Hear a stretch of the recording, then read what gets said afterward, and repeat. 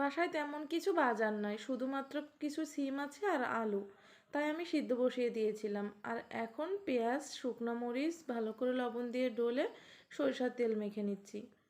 আর আমি ভাতের হাঁড়িতে সিম আর আলুটা সিদ্ধ বসিয়ে দিয়েছিলাম, সেটা উঠিয়ে এখন ভালো মতনভাবে মিশিয়ে একটা ভর্তা তৈরি করে নিচ্ছি।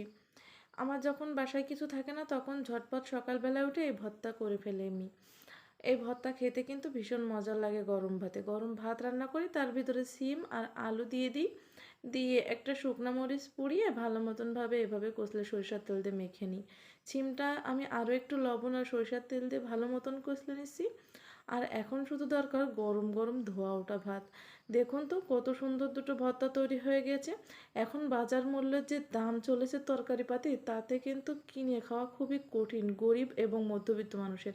তাই ঝটপট আপনারা চাইলে কিন্তু এভাবে সকালটা পার করে দিতে পারেন শুধুমাত্র দুটি ভর্তা দিয়ে। সিম ভর্তাটা ছিল দারুণ, আর আলু ভর্তাটা ছিল কিন্তু অসাধারণ। শুকনো মরিচ ভেঙে নিচ্ছেন, সাথে এক টুকরো মাছ ভেজে নিয়েছিলাম। আর কি লাগে বলুন তো, লোকময় লোকময় যেন অমৃত স্বাদ। আর এরকম একটা ভর্তা থাকলে আমার সারা দিনেও কিছু লাগবে না, তিনবারই ভর্তা দিয়ে খেয়ে নিতে পারবো। তো আজকের ভিডিওটা এই পর্যন্ত। সবাই সুস্থ থাকবেন, ভালো থাকবেন, আর দেখা হবে নতুন একটা রেসিপিতে। ধন্যবাদ।